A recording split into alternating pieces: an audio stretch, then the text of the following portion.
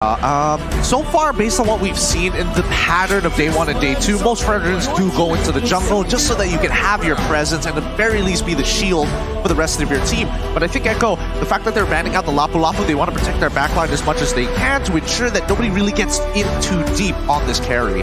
Yeah, because, you know, you've already got obstacles in front of you. But that also makes me wonder, is the Fredrin jungle, right? Or is it going to be thrown in the XP lane? Now, with that Lapu Lapu ban, maybe they want to come in with a different matchup, right, for Fredrin if they park him there. Because like you said, if he is in the jungle, sometimes you really have to play around that, right? Now, Fredrin takes a lot of damage, but it's also sometimes you have to put yourself in a not so favorable position to get those knockups, the taunts off. And how often really do you see that Prazer's Wrath pick up a kill? When it does happen, it's awesome, right? Yeah. But it's still something that's difficult to pull off in the right moment. That's actually a really good point here, because when we look at RRQ, the fact is that their composition generally wants to limit what Echo plays around, right? Oh, you're looking for an engagement? We're going to shut it down. Pick one of you off and then look for the all-in at the end of the day. The Lolita gets banned out, and finally, the Hayabusa coming in from Echo. Yeah, they're starting to limit any options for Albert here. What is he going to be picking up? But the crazy thing about Albert now is previously he was really known for those assassin types, but he's also evolved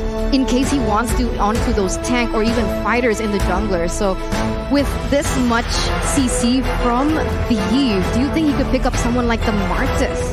Honestly, I think it would be really, really disrespectful if he locks in Lancelot and plays Call TZ skin and wins this game. Oh, I'd like that. Think about that for a moment. That would be ridiculous if he pulls that off. A bit upsetting, of course, but the Yu's are going to be locked in. So I think that gives us our answer where the Fredrin's going, right? Fredrin jungle. And I was going to say this similar concept here was that Carl TZ, known for the assassins, right? But at some point in the meta, like a lot of these junglers, they had to force themselves to learn these objective-based utility junglers, right? So again, I feel like jungle is still a very important role for all of these teams here in M4, but at the same time, what we're seeing is XP, roam, the mid lane especially, and then gold lane, the marksmen, or it's not always marksmen, but the gold lane, they shine much later on. The thing is, the trend so far is we don't see these super long games, right? I mean, there's been a couple 20-minute games, but again, how does it all play out? And look at that, RRQ is going to lock in an Akai as well as the Benedetta. I feel like this is like an RRQ classic, is it not, Eterna? Come on. I mean, they got the Benedetta, I mean, the Akai, of course. I mean, honestly, I would have loved to see a Lancelot. That would have been great, but Akai does the job so well at pushing back the aggression of Echo. I mean, it's Benedetta's on R7, R7 on Benedetta, so that is a signature pick for him, in particular here in the Indonesian region. And now, what is Echo gonna, sum this up with? Because I really like that Yuzong pick initially, taking it away from RRQ to choose because they had a really strong backline in that Eve. And as a result, they are gonna be picking up a CC hero here in Kufra. That's really interesting. I was thinking maybe some way to combo with the Eve, some way to kind of disengage. I was thinking Atlas. I was thinking Atlas as well, maybe even a Lolita, but Kufra I think is an interesting blend of both, right? It's still spatial denial, but the playmaking capabilities could be the difference in this game. There you go. The two final lineups coming in from RRQ Hoshi as well as Echo Esports. Who is going to come out on top, as they have brought very distinct, different type of playstyle in the way that they drafted and their composition-wise. Yeah, and honestly, if they want to be playing for the later stages of the game, that's absolutely something that Echo can do. However, as we saw in our previous matchup of RRQ Akira up against the Valley, that Claude can make all the difference, including that Benedetta with a Petrify. So let's jump right into it. The Land of Dawn awaits us here, as one of these teams are going to be walking away feeling real good about themselves. Is it going to be from the Philippines or Indonesia? Take your votes and your guess coins out now. Let's go. Coming into this first game here between two of the giants of their particular regions, we see that Benny Cutie is actually going to start off with helping out Carl TZ in that buff, and therefore he is going to be able to rotate quite faster than Albert. Whoa. What's going on the top side here? We see the Kufra actually looking for it, and he hits it. Yeah, he's going to find Skylar here, but BMI's out. Should be fine. Vin now there to help him too. So, and this is the thing, right? Where do you park these roamers, JP and Vin, to get the most of value out of it, right? Because At the same time, XP lane, that Benedetta-Yuzhong matchup, that's going to be more so interesting how they develop into these objectives, right? Especially the first turtle and where that first kill can be. And it could be up here. And that's the focus, but it's Lemon, though. Sanji forcing the flicker out. He flickers in. Sanji with the first blood. I mean, you could see even from the beginning of the game that Sanji was really pressuring Lemon there in the mid side. Lemon is known to play really aggressively, and this time around, it actually put his team in a disadvantage. Yeah, this is great for Sanji as well. I mean, he's already got the mystery shop, so he's going to be accelerating even faster. Luckily, at the very least, Lemon only loses a bit, but now the catch comes through.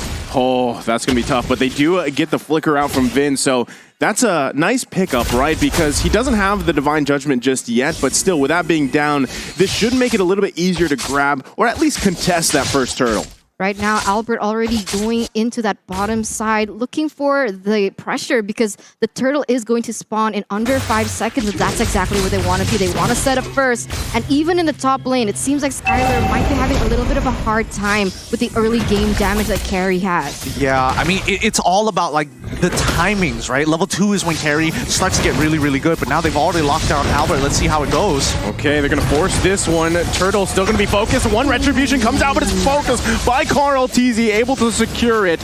And now they're still going to be focusing on the target as Albert falls here. So it's a turtle and a kill for Echo. 100% worth it for Echo there. I think RRQ Hoshi, they went a little bit too aggressive. They did set up first, but unfortunately, at least they couldn't have gotten a trade because Albert missed his Retribution.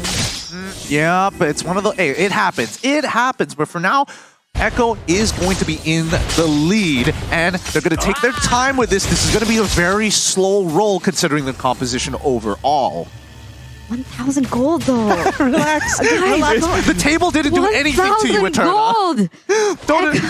Don't abuse the table. The table didn't do it. I'm sorry. I'm getting very passionate about this game. But yes, Echo is leading with 1,000. You can already see that Benny QT has secured that corrosive scythe. So all these items are starting to come into play, and that might be bad for Skylar here in the top lane.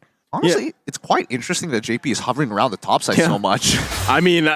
that's the best case scenario for them. You really want to just park there. If you can find a pickoff, this is something that we were talking about previously in the backstages. Where does Kufra fit in now? It's high risk, high reward, and that's going to be the right target as they find Vin, forcing the flicker out. No one's going to go down just yet, though. Carl TZ now looking to back everybody out. There's probably not going to be anything committed just yet, but still, JP going to charge up. Do they go in on this top side? But for now, disengage. Yeah, they have to. 25 more seconds until the turtle comes back up. I mean, the proxy of the waves started by R7. They don't want that to go to waste, but he's not going to get caught here, right? No, definitely. He's R7. He's got a brand to keep. Hopefully. Hopefully. Still sweating here. 1,400 gold lead. 8 seconds left on the clock. But you can see Fredrin already. Seems like Echo, Fredrin, they all have that better space on, and they have the better setup for now. Either RRQ Hoshi, they're not going to contest this. They're going to look for something else. Or they have to find the proper setup here. Yeah, they're going to have to rely on Vin, but the Black Dragon form does come out to Sanford. Albert looking to try to get the turtle. He does. What a retribution as he's able to secure it. And now Sanford caught in the back line. Carl TZ, though, to help him out. It's R7 on the hunt here. Gets the Petrify off. Can he get the kill? He's bobbing, he's weaving. He's slashing. Still, though, it's Carl TZ that falls. And that's going to be actually, R7 survives it. Oh, wait, no. Okay, he does. He does. He gets away with 1 HP. Oh my goodness. I was about to throw up there. Literally about to throw up, and I could definitely see it in Eterna's face. If that Appraisal's Wrath went through... Yeah, it was close, man. Very different story. However, I will say that RRQ, their win conditions in a 4v4 comes down to whether or not Vin is able to find that pick. Oh, no. JP. Again, Skylar, will he be? He actually doesn't even need to use the BMI, but now Sanji up here too. Vin gonna have to back off, does not have the Divine Judgment. Lemon, though, gonna take the real world manipulation back and now forces them to disengage. It's a cat and mouse game here in the top side. Does not end. It really does not end. Both sides not trying to not give each other that space, and I think RRQ need to unlock Skylar from this gold lane. These are strong 5v5, but 4v4, it's really, really awkward when you don't have that damage and you're depending on R7 and Lemon, who are, especially with the heroes that they're using, aren't known to 100-0 people this early on in the game. You gotta say though, like Skylar, as much as focus has been put on him from Echo, he's doing a great job. He hasn't died, right? And he does have that Purify able to help him out here, but still, so far, with as much attention as being put up there, this is best case scenario for Skylar. He's still able to farm up, do at least decently well in that lane, and then hopefully transitions later on. Again, Vin really hasn't had the opportunity either to find the Divine Judgment he's looking for. So this could be it. Conceal Play gonna come out, Flicker comes in, they find Carl TZ, that's gonna be a kill under the turret, looking for another, but JP gonna charge up and not commit. The turtle has spawned though, so now does RRQ look to take the turtle here with Carl TZ down. Doesn't seem like they want to. They have a man advantage though, so it should favor them in particular. But look at Benny Cutie. He is so focused on those objectives. He's gonna get a tower in the top side. But oh my god, Albert! They're gonna find Albert here. Quite a few combinations coming out. Albert gonna fall, but look at the damage from the Electo. Final blow! R7 gets Sanford. It's Skylar that grabs the kill. Benny Cutie on the backside. He's in misplaced. Benny Cutie though with a play before he goes down. He's one hit away. Wait. Benny Cutie survives. Oh, 2 for 2 for now, but that was beautifully done by Echo. Okay, they did have a lot of casualties, but they are going to be able to force and push RRQ off this next turtle and even perhaps take it for themselves. The pressure is on. Did Benny Cutie just first item Wind of Nature to survive that with 1 HP? We're gonna have to check the items in a little bit. There's just so much action happening across the map. It's hard to keep up with it this time. I mean, there you go. Items. Oh my goodness. Wait, having a look. He has it. Yeah, he has it. Second item already gone, yeah. but he had the corrosive side, which is actually really important here, because if he did not have that corrosive side, Skylar would have easily just walked away from the fight. Man, that is such a clutch moment to have that too, and just the way that all played out. Again, Benny Cutie able to grab that early kill does set him up here, but Skylar still, right? He's managed to grab 2 himself, so those marksmen, those gold lanes are really going to pop off as we get into the further part of the mid to late game here. Oh, I will say that Skylar has a bit of an advantage with the golden staff, but until we see the man, the myth, the legend, Benny QT get one for himself, that's when he's really going to show his stuff here. Oh, Vin is just waiting to see if they can. Both real world middle ages come down, but look at the damage from Sanji. Able to grab a kill, Lemon falls. Carl TZ on the backside though, now on the hunt for Skylar. Pokes him a little bit, but not able to commit. The taunt's there. Vince could be in trouble here. JP, he's actually gonna survive, so doesn't have that follow-up they needed there. No. 2 of the members from RRQ Hoshi, they weren't focused on that. They were trying to get objectives in the top and the mid lane, but now RRQ Albert, he could be in trouble as Echo once again getting another tower in that bottom side. Again, the slow roll, this is what I was talking about. As soon as Echo was able to actually get that lead, they're going to slowly start bleeding RRQ out until they have no more resources left. And it's going to be highly dependent on Skylar to try and get to that game. But the later stages, yeah, look at this. R7, again, I'm not even worried. Look at the Classic just going at it. An absolute OG. Naturally, with his own mechanics, gets out of the situation. But yes, Echo is playing for late, and that's where we have to keep our eyes out for. But even then, Sanji's already popping off with that damage. I mean, he doesn't even have any damage items per se, right? He has the frozen, the Ice Queen wand, and he also has the Enchanted Talisman, so more cooldown, more to utility. But even then, the damage is already felt, and even Lemon was taken out before that. So very well played by Echo in terms of that team fight, as now both teams are going to start centering and focusing on the next objective, and that is going to be the First Lord. Well, I don't want to be that guy that said, you know, Lemon's taking all that damage and died, but that was kind of on him for the most part. Well, I mean, either way, both teams here in a good position for this First Lord. I think it's just going to be juggled around a little bit as both teams do the Lord dance, as we've seen many times before. But still, there's the golden staff pickup for Benny Cutie here. So if he can get in that range that he needs to be, this could be a very bad position for RRQ to fight in. I agree. But on the flip side here, we can see R7 already clearing that top side, putting a little bit of pressure, as here JP misses his ult. JP's going to miss that, but Albert Poked a little bit here. Black Dragon form gonna come. Who does secure the Lord? It's gonna be RRQ with the Retribution. But on the backside they go. Electro final blow. It's R7 that falls. Benny Cutie though, and Sanji. 2 down for RRQ. RRQ still on the chase to push him out. And now the eyes are set on the tier 1. It looks tough here. I mean, the fact is, Echo is playing as a 5-man unit. RRQ just one man, just a little bit late to the party, and even Skylar just struggling to find the opening to get into that middle, get into the middle of the fight. So they're just cutting their losses for now. Oh my god, the pressure coming in from Echo. Now they're focusing on the mid side. They're trying to clear the waves as fast as they can because they have a Lord to cover here on the bottom side. RRQ going to take away that red buff as well.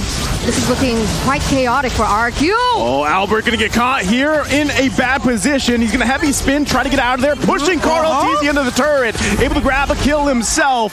Albert with a pickup. They lose that turret though. Does Echo press the situation here? JP gonna jump in, finding Albert. Rear world manipulation gonna come down from Lemon, forcing Echo back a little bit here. Black Dragon form committed. It's Albert, one hit away as he goes down from Benny Cutie. No Lemon way. falls too. JP into the deep of the base, but R7 with a massive play. Electo final blow committed as 3 fall for Echo. Oh my god. Oh, What was that sound, Gideon? what a I mean, there's just so many moments. Gideon sound. It's still sorry. It's just the ad libs at this point. But like Benny QT, when you see somebody get to that level of attack speed, you don't get to see people survive it that often. No. I mean, just look at this. Albert, he dies. You're expecting that. Lemon dashes one time forward, takes 12 auto attacks and dies instantly. And look at this, Vin also taking so much damage, but this is the masterpiece. R7 able to deal out so much damage there in the bot side, and even buy enough time for RRQ Hoshi to kind of recalibrate themselves into this next part. But we're going to take a little look into the items first. Looking at R7 right now, he's currently 3 items, and I think he's building into a Malefic Roar for his 4th. Looking at Skylar, he's in a good position with 3 items in and of itself, but if we're looking at supports, that's the big difference here, because with the supports, they're building as tanky as possible, but Immortality makes all the difference for a Kufra. Yeah, I mean, I gotta say, the question about Kufra, you know, where does he fit so far? Because he's kind of, in a way, that hero has fallen off a little bit. But so far, JP's doing an amazing job at really finding the setups that he needs to, utilizing the Kufra here. Especially, I mean, with Sanji setting up those perfect real-world manipulations so far, Lemon's doing it too. But the thing is, I haven't seen Vin just yet exactly find the mark he does. He has the 7 assists. He's finding targets. But if he can cancel out Sanji, that's going to be a huge play for RRQ. Okay, that's a good disengage. Nobody is going to, bite the bullet for now. And I think RRQ also understands, like, yeah, we're slightly behind, but it's not the end of the world.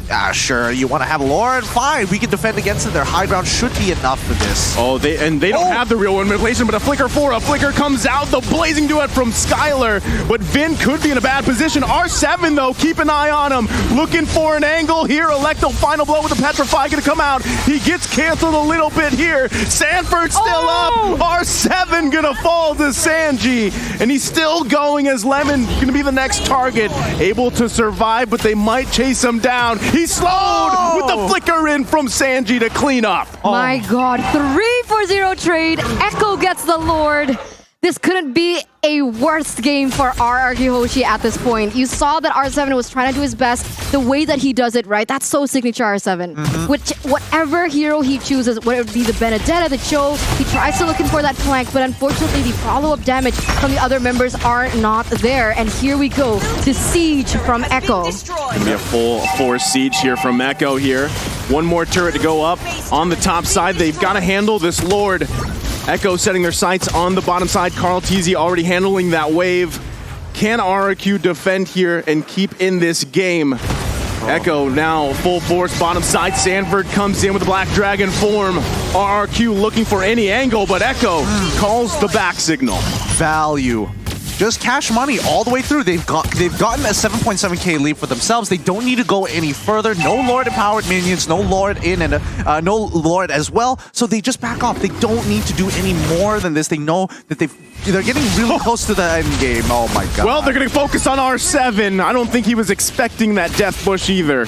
Oh, that's so cheesy. It always works. It works every single time. Everybody forgets about the bottom and top brush, and this time R7 has to pay the price. Right now, when we're talking about this Kufra, there is, I mean, in previous metas, we have seen Kufra play into the Kaja because it doesn't allow Kaja to get away after the Divine Judgment. Oh man, Echo looking to end the game here as both real-world motivations come down across from each other. Lemon and Sanji, still no commitment yet on that crystal from Echo. Anybody else getting bombing run vibes just to be like, just to show dominance? It's like, yeah, I can mess with you too.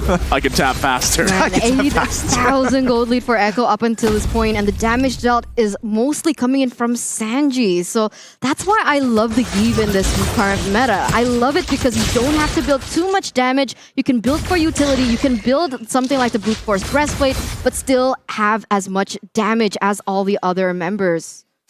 Well, I mean, it depends on the person. I'm more of a Farsa kind of guy. Oh, Yeah, okay. I like both, but you know, Gord #1. But going back to it, did you see the discrepancy in the damage dealt? Right, you typically when you see that Valentina picked up against a Eve, you kind of expect them to be in the same ballpark, but it was a huge difference, and that's just the fact that Lemon hasn't been able to get in range to even take that ultimate or use it the way he wants to. And that is also a big part because of the fact that they have Sanford, right? Yeah. That was a problem. They picked up Sanford, so even if the Valentina wanted to take the real-world manipulation, it could be a little bit more difficult because of the damage input that he's taking from Sanford himself. And on that note as well, that's the thing about Lemon, dude. That's what caught me a little bit surprised because Lemon's great when he gets it. He's like a double-edged sword for RRQ. When he plays great, he plays great. But if not, look at his KDA. Look. 0.55.